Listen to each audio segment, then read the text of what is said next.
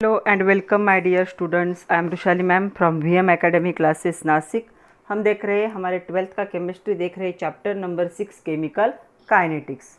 इसका lecture number 7। आज के लेक्चर में हमें सिर्फ न्यूमेरिकल देखने हैं। क्लास टॉपिक का हमारा जो हुआ था लेक्चर नंबर 6 उसके न्यूमेरिकल बाकी थे। इसके बाद ये चैप्टर ख़त्म होगा, फिर हम देखेंगे मल्टीपल चॉइस क्वेश्चन। तो चलो देखते हैं numericals. Lecture number 7 chapter number 6 chemical kinetics 12th chemistry with VM academy Nashik.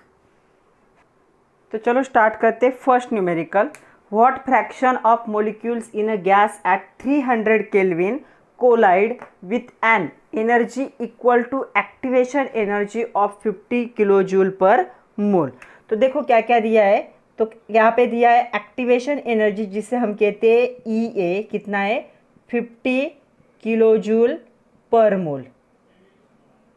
Okay उसके साथ क्या दिया है, ये जो होगा किलो जूल, हमें इसे जूल में कन्वर्ट करना पड़ेगा। तो ये क्या हो जाएगा 50 × 10⁻³ जूल पर मोल। तो किलो जूल में यूज़ नहीं कर सकते, हमें जूल में यूज़ करना पड़ेगा। तो उसे 1000 से मल्टीप्लाई करो या 10⁻³ से क्या करो मल्टीप्लाई करो। उसके साथ हमें दिया है टेम्परेचर, कितना हमें टेम्परेचर केल्विन में ही चाहिए और केल्विन में ही दिया है, कितना है 300 केल्विन। हमें क्या पूछा गया है, हमें पूछा है fraction with energy equal to, मतलब हमें क्या फाइंड आउट करना है F। लास्ट लेक्चर में मैंने आप लोगों को F बताया था। तो फ्रैक्शन F क्या है ये पूछा है। इसमें हमें R की वैल्यू लगेगी, तो मैं R की वैल्यू यहाँ पे लिख रही हूँ। R की वैल्यू यहाँ पे हो जाएंगी 8.314 जूल पर केल्विन पर मोल। ये कांस्टेंट वैल्यू होती है, कभी कभी आपके क्वेश्चन पेपर में दी गई होती है या आपके न्यूमेरिकल के साथ भी दी गई होती है। तो चलो हमारे पास फॉर्मूला क्या होगा। तो फॉर्मूला मैं यहाँ पे 2 पार्ट बना लेती हूँ। हमारे पास फॉर्मूला है F for fraction is equal to E⁻⁻RT।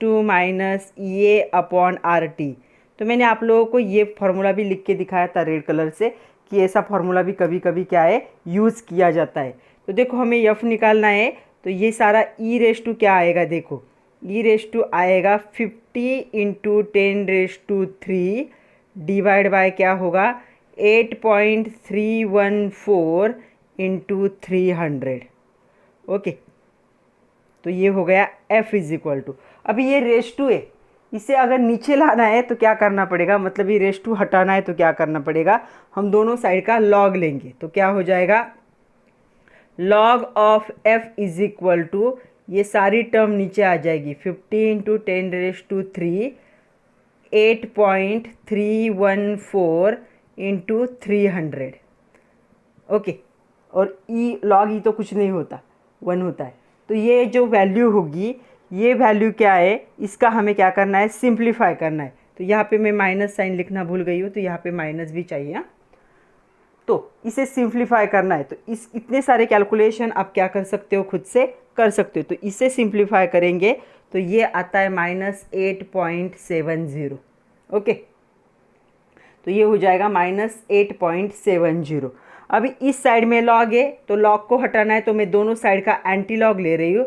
तो एंटी लॉग लेने पे क्या हो जाएगा, ये बन जाएगा F, और हमें इस टर्म का क्या लेना पड़ेगा एंटी लॉग लेना पड़ेगा, एंटी लॉग ऑफ -8.70। तो इसका एंटी लॉग होगा 1.99 × 10⁻⁻9। तो एंटी लॉग आएगा 1.99 × 10⁻⁻9, मतलब ये किसके बराबर है 2 × 10⁻⁻9। तो कितना फ्रैक्शन होगा यहाँ पे देखो। तो फ्रैक्शंस देखो कि फ्रैक्शन कितना होगा, एक तो जो आया है वो डायरेक्ट लिखो या फिर उसे इक्विवेलेंट लिखो। तो क्या होगा fraction of molecules having energy equal to activation energy is 2.0 × 10⁻⁹। इसे समझ लो, ये फार्मूला हमने देखा है कैसे आया है, ये जो अरेनियस का फार्मूला था वैसे ही फार्मूला है ये। तो इस फार्मूला में हमने क्या की, ये वैल्यू पुट की, फिर लॉग लिया दोनों साइड का, फिर सिंप्लीफाई किया, दोनों साइड का एंटी लॉग लिया, तो हमें क्या मिली फ्रैक्शन की वैल्यू मिली, F की वैल्यू। ये आपके एक्सरसाइज का क्वेश्चन है। See the second one, the decomposition of an organic compound follow the equation. यहाँ पे डायरेक्ट इक्वेशन ही दिया है। क्या इक्वेशन है? K is equal to 4.5 into 10⁻11 per second और ई रेस टू वैल्यू दी है 28000 K अपॉन टी। ओके, हमारे पास जो है वो क्या फाइंड आउट करने के लिए बोला है? Activation energy. आरएनएस का इक्वेशन क्या था? आरएनएस का इक्वेशन था K is equal to A E raise to क्या आएगा? Minus E A upon R T.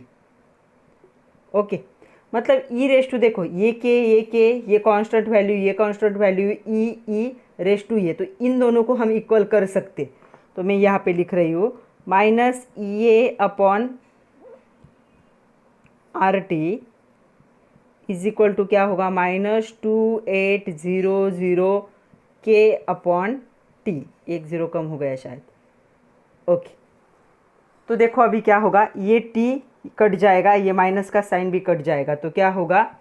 E A upon R is equal to 28000 K। Okay, तो यहाँ पे देखो हमें क्या करना है, अभी वैल्यू पुट करनी है।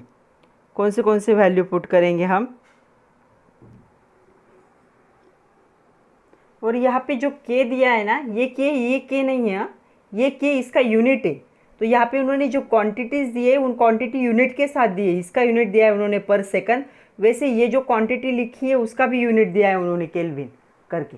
ओके, तो हमें इस K की वैल्यू पुट नहीं करनी, तो मैं एक काम कर देती हूँ, इसे हटा ही देती हूँ, क्योंकि ये यूनिट क्या कर रहे हैं? कन्फ्यूजन कर रहे। तो ये इतना ही होगा, 2800 इतना। तो अभी क्या करना है, हमें इस आर को यहाँ पे शिफ्ट कर लेंगे, तो क्या होगा?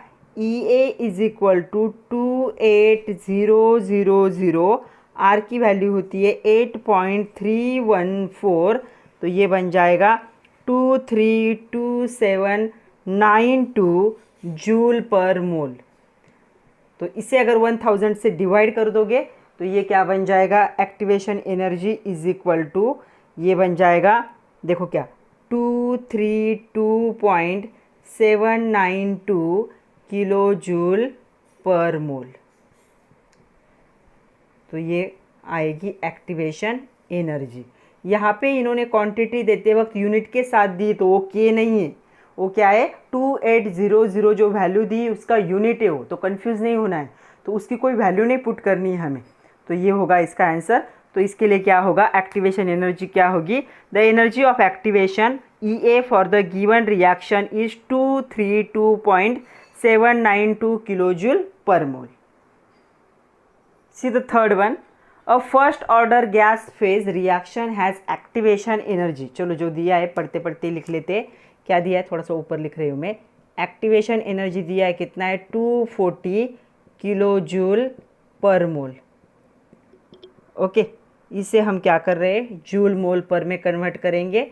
10⁻³ से मल्टीप्लाई कर दो, ये बन जाएगा जूल पर मोल। ओके, उसके बाद दिया है प्री एक्सपोनेंशियल फैक्टर, मतलब ए की वैल्यू दी कितनी है? 1.6 इंटू 10⁻13 पर सेकंड। उसके साथ क्या दिया है? Rate constant of the reaction पूछा है हमें। रेट कांस्टेंट ऑफ रिएक्शन मतलब हमें क्या का फाइंड आउट करना है? K फाइंड आउट करना है। और टेम्परेचर भी दिया है कितना है? 600 केल्विन। इतनी सारी चीज़ें हमें दी हुई, तो गिवन यहाँ से स्टार्ट हुआ है। थोड़ा सा जगह को में एडजस्ट कर लो। तो देखो चलो क्या क्या दिया है और क्या कैलकुलेट करना है वो हमने लिख लिया है। हमारे पास फॉर्मूला कौन सा है? हमारे पास फॉर्मूला है K is equal to A E raise to minus E A upon R T. R की वैल्यू लिखी नहीं मैंने, अभी तो लर्न हो जाएगी। तो चलो क्या क्या है? K तो हमें फाइंड आउट ही करना है। ए की वैल्यू है 1.6 into 10⁻13। E raise to activation energy दी क्या? 240 इंटू 10⁻3। तो इसे पूरा ब्रैकेट ही कर लो रेस टू वालों को। अपॉन आर की वैल्यू कितनी होती है? 8.313 इंटू 600, टेम्परेचर 600 दिया। तो चलो सारे वैल्यू हमने पुट कर लिए। अभी हम क्या करते, हम इस टर्म को इस साइड में क्या करते, शिफ्ट करेंगे, फिर लॉक करेंगे। तो क्या हो जाएगा, k अपॉन 1.6 इंटू 10⁻13, यहाँ पे माइनस साइन रह गया। ओके, तो ये हो जाएगा, ये इधर मल्टीप्लाई इस साइड में जाके डिवाइड हो जाएगा, इज इक्वल टू e⁻² क्या होगा, -240 इंटू 10⁻³ डिवाइड बाय 8.13, सॉरी 313 है, 313 इंटू 600। अभी ⁻² का वाला जो है हमें नीचे लाना है, ये ⁻² इसके। तो हम क्या करेंगे, दोनों साइड का क्या करेंगे, लॉक करेंगे। तो देखो क्या हो जाएगा, log to the base 10 k upon 1.6 into 10⁻13, ये वैल्यू एक साइड में आएगी और दूसरे साइड में क्या आएगा, -240 इंटू 10⁻³ 8.313 इंटू 600। ओके, अभी क्या है, ये माइनस है, अगर ये माइनस साइन हटाना है तो इसे फ्लिप कर दो या फिर इसे फ्लिप कर दो, किसी भी एक को क्या कर सकते हैं, हम उल्टा कर सकते। तो मैं इसे उल्टा कर रही हूँ, देखो, log to the base 10 1.6 into 10⁻13 upon k is equal to 240 into 10⁻², इसे सिंप्लीफाई कर लेते, इसे सिंप्लीफाई करेंगे तो ये आएगा 20.8908। आप लॉग टेबल से उसे सिंप्लीफाई करो। ओके, तो ये माइनस साइन इस साइड में शिफ्ट किया, इसलिए ये क्या, ये टर्म क्या हो गई, उल्टी हो गई। ओके, अभी हम क्या करेंगे, दोनों साइड का एंटी लॉग लेंगे। तो इस साइड का एंटी लॉग लेंगे तो ये क्या हो जाएगा, 1.6 इंटू 10⁻13 डिवाइड बाय k, और इसका क्या आएगा, एंटी लॉग 20.8908। तो देखो इसका एंटीलॉग, अभी मैं वापस इस साइड में ही लिख रही हूँ। तो क्या होगा, 1.6 इंटू 10⁻13 पर सेकंड है ये, upon k is equal to, इसका एंटीलॉग कितना आएगा, 7.78 इंटू 10⁻20। अभी इन दोनों की क्या करेंगे, हम सिर्फ पोजीशन चेंज करेंगे। तो क्या हो जाएगा, k is equal to 1.6 into 10⁻13 divide by 7.78 into 10⁻20। तो चलो सिंप्लीफाई कर दो थोड़ा सा, जो है फाइनल आंसर ये बन जाएगा 2.055 इंटू 10⁻⁻8 पर सेकंड। तो ये है आंसर। रेट कांस्टेंट क्या होगा रिएक्शन का at 600 kelvin, it is 2.055 into 10⁻⁻8 per second. और रेट कांस्टेंट और ये जो होता है एक्सपोनेंशियल, प्री एक्सपोनेंशियल फैक्टर, दोनों का यूनिट सेम ही होता है। See the fourth one, the rate constant of reaction at 500 degree Celsius is. तो रेट कांस्टेंट दिया है, मतलब क्या दिया है यहाँ पे, हमें सबसे पहले पता है कि k की वैल्यू क्या है। k कितना दिया है, 1.6 इंटू 10⁻3। मैं अभी यूनिट नहीं लिख रही हूँ, न्यूमेरिकल में यूनिट है। ओके, उसके साथ हमें दिया है टेम्परेचर कितना है, 500 डिग्री सेल्सियस। इसे हमें केल्विन में कन्वर्ट करना पड़ेगा, 273 ऐड कर दो। सो 500 प्लस 273, तो ये कितना हो जाएगा, 773 केल्विन। टेम्परेचर हमेशा केल्विन में ही कन्वर्ट करना है। हाँ? उसके बाद क्या दिया है, फ्रीक्वेंसी ऑफ रिएक्शन पूछा है हमें। तो फ्रीक्वेंसी ऑफ रिएक्शन मतलब हमें क्या चाहिए, जो फ्रीक्वेंसी फैक्टर होता है वो होता है ए। तो हमें ए फाइंड आउट करना है कितना है। ओके, इसका कंसंट्रेशन नहीं है, आदत लग गई। तो ए क्या है, कितना है फाइंड आउट करना है। जो प्री एक्सपोनेंशियल फैक्टर था उसे फ्रीक्वेंसी ऑफ रिएक्शन कहा जाता है। और एक्टिवेशन एनर्जी दी है ई ए, कितना दिया है एक्टिवेशन एनर्जी, यहाँ पे 56 किलो जूल पर मोल। मतलब क्या है 56 इंटू 10⁻³ जूल पर मोल। इसे क्या करो, जूल में कन्वर्ट कर लो।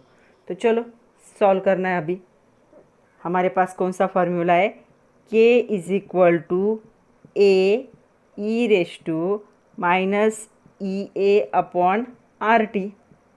हमें ए फाइंड आउट करना है, तो हम क्या करते, ए के लिए थोड़ा सा फॉर्मूला चेंज कर लेते। तो क्या हो जाएगा, ए इज इक्वल टू, या फिर हम वैल्यू पुट कर लेते पहले क्योंकि रेश टू भी है ना।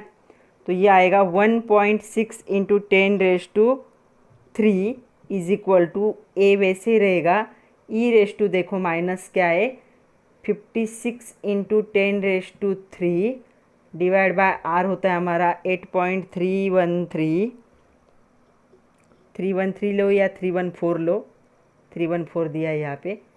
और क्या था इसके साथ, टेम्परेचर कितना था 773। तो ये हमें ऐसे मिला, हमने सिर्फ वैल्यू पुट किए।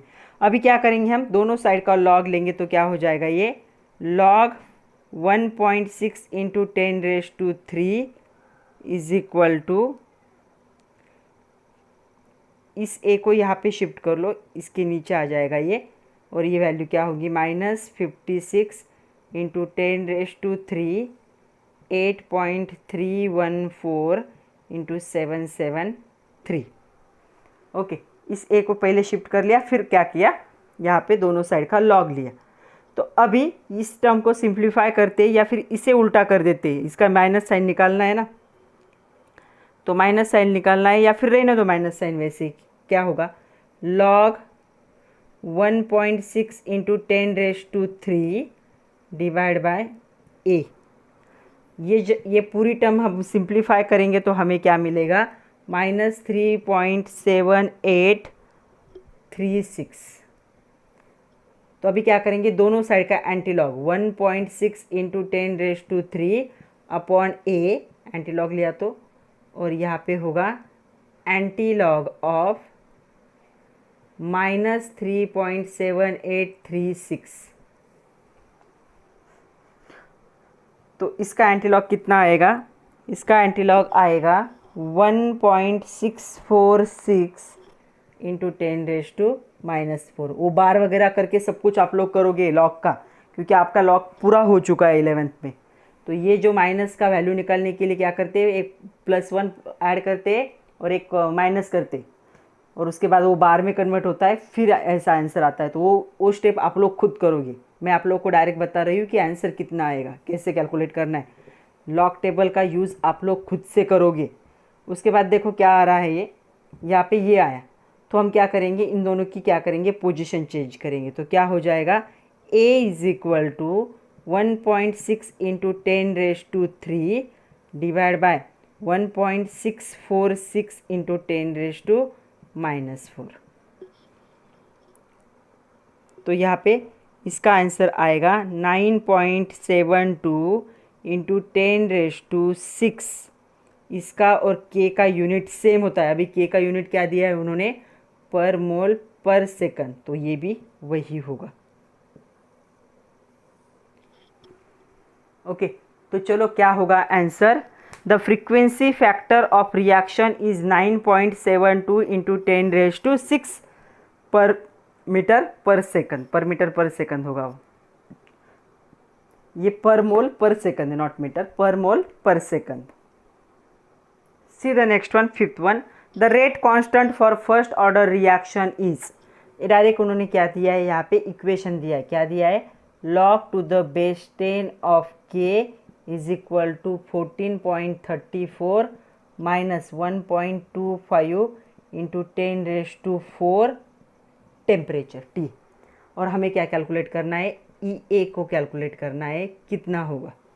ओके, तो यहाँ पे और कुछ भी नहीं दिया है, तो हमारे पास क्या है, हमारे पास क्या एक फॉर्मूला है, कौन सा, अरेनियस, उसी का सहारा है। अरेनियस का जो है फॉर्मूला, क्या था अरेनियस का formula, K is equal to AE⁻ -EA upon RT। चलो इस फॉर्मूलों को हम ट्राई करते हैं कि ये इस फॉर्म में कन्वर्ट हो सके, कितना होता है देखते। तो क्या आएगा, ln के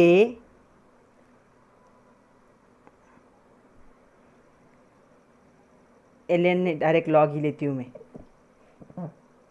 तो क्या होगा ये log टू द बेस 10 के इज इक्वल टू क्या हो जाएगा log to the base 10 a minus E A upon log लिया है इसलिए 2.3 नॉट 3 क्या आएगा आर टी, यहाँ पे माइनस साइन। तो क्या ये फॉर्मूला और ये इक्वल हो रहे हैं क्या? यस, ये हो रहे। कंपेयर करो इस इक्वेशन को और इस इक्वेशन को। log 10 के log 10 a की वैल्यू ये होगी, ई ए अपॉन 2.303 आर टी की वैल्यू ये होगी। तो चलो इन दोनों वैल्यू को हम क्या करते, इक्वल कर लेते। तो क्या हो जाएगा, तो हम सिर्फ इस वैल्यू को इक्वल करेंगे। हाँ, इसकी वैल्यू ये है, हम इसे और इसे इक्वल करेंगे। तो क्या आएगा देखो, E A upon 2.303 R T is equal to 1.25 into 10⁻⁴ T. ये टी भी कट जाएगा दोनों साइड में। ओके, क्या होगा अभी देखो, ई ए अपॉन 2.303 आर की वैल्यू कितनी होती है 8.314 इज इक्वल टू 1.25 इंटू 10⁻⁴। तो अभी हमें क्या करना है, ई का निकालना है, तो इसे वहाँ पे शिफ्ट कर लो। सो ई ए इज इक्वल टू क्या होगा 1.25 इंटू 10⁻⁴ इंटू 2.303 इंटू 8.314। सबको सिंप्लीफाई करोगे तो मिलेगा 239339 किलो पर मोल। ओके, तो क्या है ये, आपकी बुक में यहाँ पे किलो दिया है लेकिन ये जूल पर मोल चाहिए। ओके, इसे हमें किलो जूल पर मोल में लिखना है। तो क्या बन जाएगा, 1000 से डिवाइड करो, 339 किलो जूल पर मोल। तो ये आंसर होगा।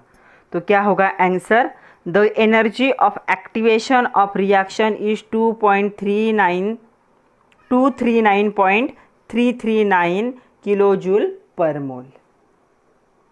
See the 6 number, the energy of activation for first order reaction. तो क्या दिया है, ई ए दिया है, कितना है 104 किलो जूल पर मोल। चलो इसे फटाक से जूल में कन्वर्ट कर लो, 104 इंटू 10⁻³ जूल पर मोल। ओके, उसके बाद क्या दिया है, रेट कांस्टेंट दिया है, मतलब क्या दिया है, के दिया है। कितना दिया है रेट कांस्टेंट, 3.7 इंटू 10⁻⁻⁵ पर सेकंड। उसके बाद टेम्परेचर दिया है कैपिटल टी, कितना दिया है 25 डिग्री सेल्सियस है। इसे भी फटाक से क्या है डिग्री सेल्सियस में कन्वर्ट कर लो, 25 + 2 73, तो ये बन जाएगा 298 केल्विन। टेम्परेचर को हमेशा केल्विन में ही यूज़ करना है। ओके, क्या दिया है, आर दिया है, कितना है 8.314 किलो जूल पर मोल। और यहाँ पे और एक टेम्परेचर दिया है, मतलब इस टेम्परेचर को हमें क्या करना पड़ेगा, T1 कंसिडर करना पड़ेगा। दो टेम्परेचर है तो T2 क्या हो जाएगा, यहाँ पे 30 डिग्री सेल्सियस है। सो 30 + 2 73, ये हो जाएगा 303 केल्विन। ओके, सब कुछ लिखा हमने।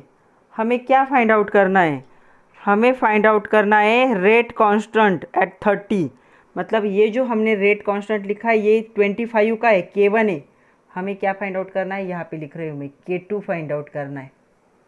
ओके, दो रिएक्शन को कंपेयर करना है। तो हमारे पास फॉर्मूला कौन सा है, हमने एक फॉर्मूला लिखा था, याद होगा आप लोगों को, log of K2 upon K1 is equal to E A. ये डिराइव किया था हमने लास्ट लेक्चर में, last to last lecture, T R T2 minus T1, या फिर इसे डायरेक्ट भी लिख सकते हो T2 T1। तो चलो क्या करते हैं, हम जो वैल्यू पता है वो क्या करते हैं इसमें डाल देते। ये हम अभी के लिए ऐसे ही रखेंगे, K2 की वैल्यू हमें पता है K1 की, फाइनली ऐड करेंगे। हम इससे सिंप्लीफाई करते हैं पहले। तो एक्टिवेशन एनर्जी दी है, कितनी एक्टिवेशन एनर्जी देखो यहाँ पे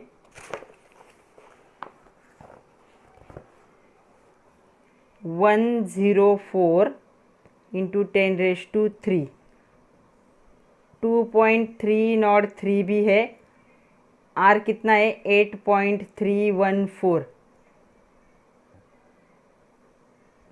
ब्रैकेट में आएगा। T2 कितना है 303, T1 कितना है 298 अपॉन 303 इंटू 298। आई होप दिख रहा है। ओके चलो इससे थोड़ा सा और सिंप्लीफाई करते तो क्या हो जाएगा, log of K2 upon K1 is equal to, इसे अच्छे से सिंप्लीफाई करो, ये क्या बन जाएगा देखो। तो ये सब की वैल्यू क्या होगी, इसमें से इसको माइनस करोगे तो ये 5 होगा, 3039 इसको मल्टीप्लाई करना है, ये क्या है, इसे 1000 लिख लिया तो भी चलेगा, 10⁻³ को 1000 लिखा तो भी चलेगा। सब सिंप्लीफाई किया तो ये आया 0.301। आप लॉग टेबल से सॉल्व करो इसे। ओके अभी हम क्या करेंगे, दोनों साइड का क्या लेने वाले, एंटी लॉग। तो एंटी लॉग लेंगे तो क्या हो जाएगा, K2 अपॉन K1 की वैल्यू मैं पुट कर रही हूँ अभी, 3.7 into 10⁻⁻5 is equal to anti log of 0.301। Okay तो अभी ये गिवन की कोई ज़रूरत नहीं हमें, मैं इसे मिटा देती हूँ। तो देखो अभी हमारे पास ये, तो क्या है हमारे पास K2 अपॉन 3.7 इंटू 10⁻⁻5, इसका एंटीलॉग कितना आएगा, आप लोग खुद भी देखो एंटीलॉग कितना आएगा इसका। तो इसका एंटीलॉग आएगा 2। तो K2 is equal to 2 into 3.7 into 10⁻⁻5। So K2 is equal to कितना आएगा, इस दोनों की मल्टीप्लिकेशन करो, 7.4 इंटू 10⁻⁻5। यूनिट क्या होगा उसका, K का यूनिट क्या था, ये बन जाएगा पर सेकंड।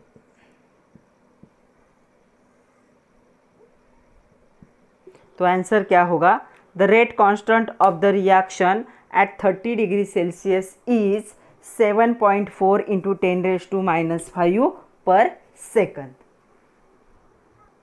तो चलो नेक्स्ट देखो 7 नंबर, the rate constant for first order reaction are. तो चलो रेट कांस्टेंट दिया है, कितना है K1, क्योंकि 2 दिया है, यहाँ पे 2 टेम्परेचर है, पहला है 0.6 पर सेकंड और K2 कितना है 0.045 पर सेकंड। ओके टेम्परेचर भी 2 दिए, T1 क्या है यहाँ पे 313 केल्विन और T2 क्या है यहाँ पे 293 केल्विन। और फाइंड आउट क्या करना है हमें, एक्टिवेशन एनर्जी को फाइंड आउट करना है। ओके तो चलो, नहीं इसका फॉर्मूला ही बहुत बड़ा है, क्या फॉर्मूला है देखो। Okay log of 10 K2 upon K1 is equal to EA upon 2.303 R क्या होता है T2 minus T1 upon T1 T2, ऐसा फार्मूला है। ओके 2 पार्ट कर ही लेती हूँ।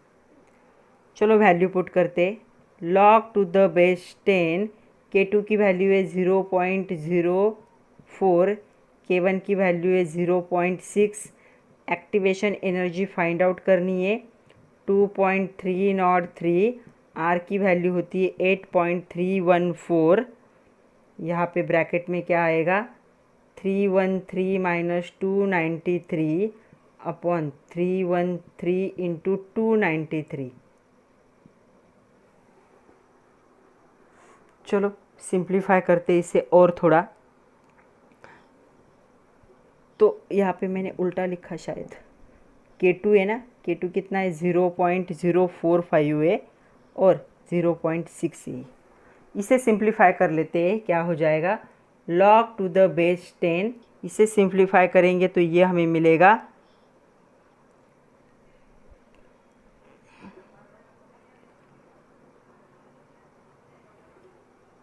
क्या, कितना मिलेगा, इसकी वैल्यू आएगी 13.33 इज इक्वल टू, इस सब को भी हम क्या करते सिंप्लीफाई करते। तो इस नीचे के टर्म को सिंप्लीफाई किया तो क्या होगा ई ए अपॉन, इन दोनों को सिंप्लीफाई करते, इन दोनों को कितना आएगा, ये आएगा 19.15। और इस पूरे टर्म को हम सिंप्लीफाई करेंगे तो ये आएगा, ऊपर 20 हो जाएगा, नीचे 293 इंटू 313 का मल्टीप्लिकेशन, तो ये आएगा 2.18 इंटू 10⁻⁻⁴। ओके, तो चलो अभी क्या करना है, हम क्या करेंगे, दोनों साइड का क्या करेंगे,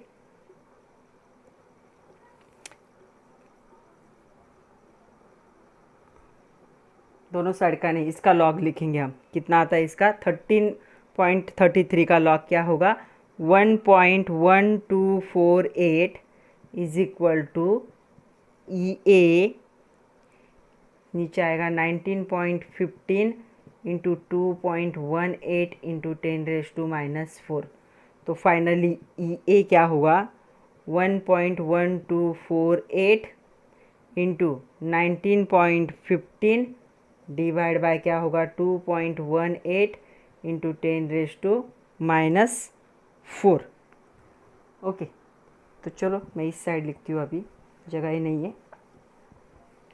इसे सिंप्लीफाई करेंगे तो हमें क्या मिलेगा, E A is equal to 98810 joule per mole. लेकिन हमें एक्टिवेशन एनर्जी किलो जूल में चाहिए, तो ये बन जाएगी 98.81 किलो जूल पर मोल।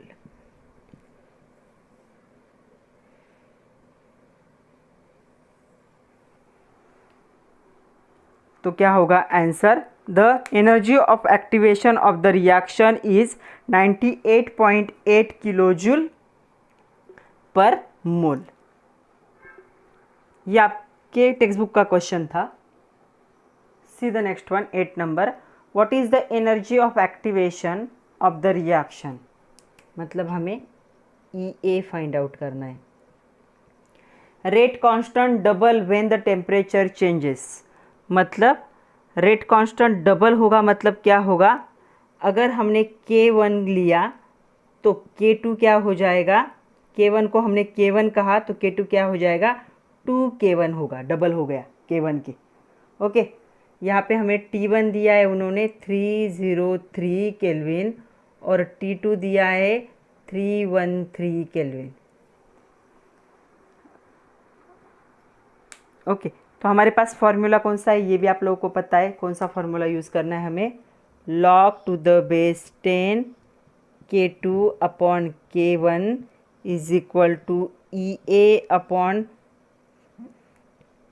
2.303 R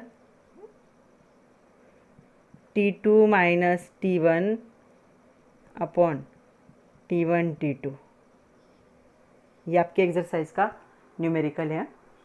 तो चलो वैल्यू पुट करते, log to the base 10 K2 को हम यूज़ करेंगे 2K1, ये K1, एक्टिवेशन एनर्जी तो को कैलकुलेट करना है हमें 2.303, R की वैल्यू होगी 8.314, T2 कितना है हमारा 313 माइनस 303 303 इंटू 313। ओके, ये दोनों क्या होंगे, कट जाएंगे एक दूसरे से। तो क्या होगा, log to the base 10 of 2, तो log 2 की वैल्यू भी मैं यहाँ पे डायरेक्ट लिख रही हूँ, 0.3010 इज इक्वल टू EA, इन दोनों की मल्टीप्लिकेशन अभी हमने लास्ट न्यूमेरिकल में भी की थी, 19.147 इंटू इसका जो सिंप्लीफिकेशन होगा वो होगा 1.0544 इंटू 10⁻⁻⁴। तो इससे इसको माइनस करोगे तो 10 आएगा, इन दोनों की मल्टीप्लिकेशन करो, उससे 10 को डिवाइड किया तो हमें ये मिलेगा। तो क्या होगा देखो, मैं यहाँ पे डायरेक्ट लिख रही हूँ, EA is equal to 0.3010 into 19.147 upon 1.0544 into 10⁻⁻⁴। तो इसे सिंप्लीफाई कर दो, लॉग से करना है, ये आएगा 54659। आप लोग आपके होमवर्क के नोटबुक में जब भी ये न्यूमेरिकल लिखोगे तो सारे कैलकुलेशन लॉग टेबल से करने। ओके, तो लॉग टेबल को यूज़ करो। तो ये होगा जूल, लेकिन हमें क्या चाहिए, एक्टिवेशन एनर्जी किलो जूल में चाहिए। तो कितनी आएगी ये, 54.659 किलो जूल पर मोल। तो आंसर क्या होगा, the activation energy of the reaction is 54.66 kilo joule per mole when the rate constant is doubled. C the next numerical, थोड़ा सा एडजस्ट करके देख लो, बहुत कट टू कट लिखा गया है। 9 number, the half life of first order reaction is 900 minutes. तो यहाँ पे हाफ लाइफ को हम T हाफ लिखते, कितना दिया है, 900 मिनट एट 820 केल्विन। 820 केल्विन क्या दिया है, टेम्परेचर। ओके, तो यहाँ पे क्या है, दो टेम्परेचर मेंशन है, तो क्या है, ये T1 कितना है, 820 है, और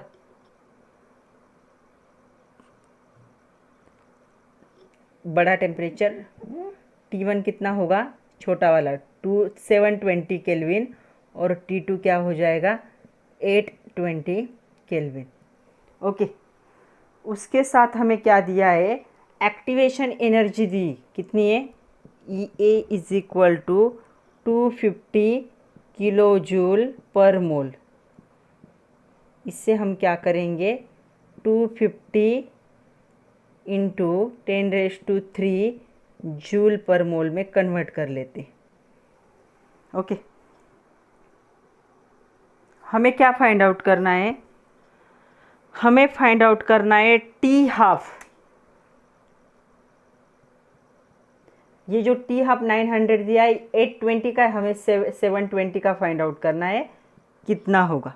ओके, तो इससे मैं क्या कह रही हूँ, T हाफ 1 और इससे हम कहेंगे T हाफ 2।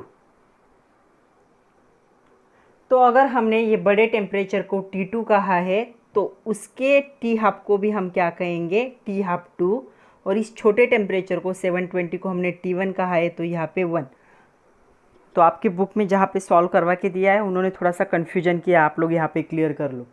तो हमें क्या करना पड़ता है, T2 माइनस T1, तो टेम्परेचर कभी माइनस में नहीं आना चाहिए, तो 820 720 से माइनस होगा तो प्लस आएगा। तो अगर हमने 820 को T2 कहा है तो उसके साथ वाला T हाफ क्या हो जाएगा, सेकंड, और जिसका कैलकुलेट करना है उसका क्या हो जाएगा, फर्स्ट।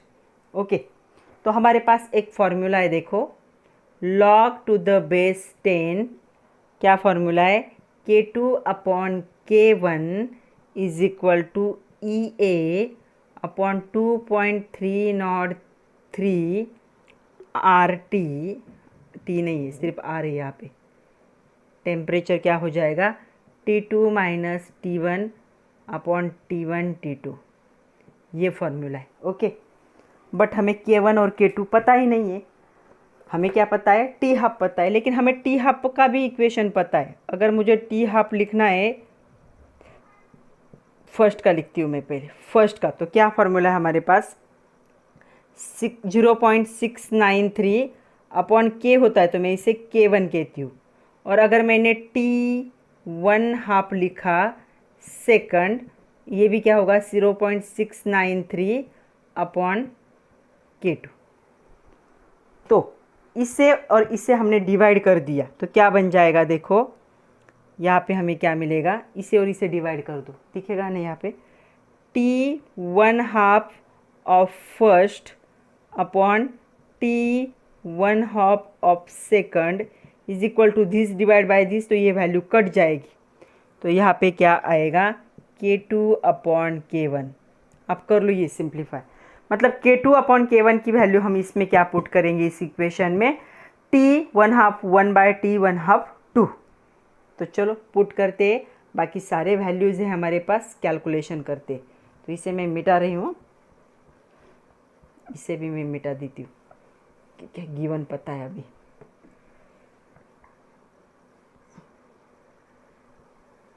तो चलो मैं यहाँ पे लिख रही हूँ इसे, log to the base 10 K2 upon K1 को अभी लिखना है T1/2 1 upon T1/2 of 2 is equal to EA 2.303 R T2 minus T1 T1 T2। Okay, अभी मैं सब कुछ मिटा रही हूँ, हमारे पास सारे वैल्यूज़ है। चलो पुट करते सारे values. log to the base 10 कौन सी वैल्यू थी हमारे पास, हमारे पास इनमें से, इसे ऐसा रहने दो, लास्ट में देखेंगे इसके बारे में, जब एंटी लॉग कर लेंगे तब देखेंगे। ये की वैल्यू दी न्यूमेरिकल में कितनी है, 250 इंटू 10⁻³ हो जाएगा, 2.303 इंटू 2 पॉइंट कितना होगा ये 8.314। T2 कितना था 820 minus 720 divide by 720 into 820। Okay, तो चलो इस सब को सिंप्लीफाई करते। log to the base 10 T1/2 of 1 upon T1/2 of 2 is equal to, तो इस सब को जब हम सिंप्लीफाई कर देंगे तो ये बन जाएगा 2.212। आप लोग क्या करो, इसके लिए लॉग टेबल यूज़ करो, 820 में से 720 चला जाएगा तो ये कितना बच जाएगा यहाँ पे 100, और इन दोनों का क्या करना है यहाँ पे मल्टीप्लिकेशन। तो ये मल्टीप्लिकेशन करके इससे क्या करो, इसे डिवाइड करो, ये सारा सिंप्लीफाई करो लॉग टेबल यूज़ करके। 10⁻³ की जगह पे आपने 1000 यूज़ किया तो भी चलेगा। तो अभी मैं क्या कर रही हूँ, दोनों साइड का एंटी लॉग ले रही हूँ, तो ये बन जाएगा T of 1/2 of 1 T of 1/2 of 2 is equal to anti log of 2.212। Okay, तो अभी इन दोनों में से हमें एक की वैल्यू पता है, किसकी वैल्यू पता है, सेकंड की वैल्यू पता है। हमने इसकी वैल्यू देखी, इसकी वैल्यू कितनी आई थी, इसकी वैल्यू थी 900, तो मैं यहाँ पे 900 लिख रही हूँ। तो T of 1/2 for the first is equal to, इसका एंटीलॉग कर लो कितना आएगा, इसका एंटीलॉग आएगा 162.7, और तो 162.7 को हमें 900 से मल्टीप्लाई करना पड़ेगा, तब हमें T½ ऑफ 1 मिलेगा, और वो होगा कितना, इन दोनों की मल्टीप्लिकेशन करोगे तो आपको मिलेगा 1.464 इंटू 10⁻5 मिनट। अगर ये मिनट में तो ये भी मिनट में होगा, 1.464 इंटू 10⁻5 मिनट। ये क्या है, T½ है, जब टेम्परेचर क्या होगा 720 केल्विन। तो आंसर क्या होगा, the half life of reaction at 720 kelvin is 1.464 into 10⁻5 minute.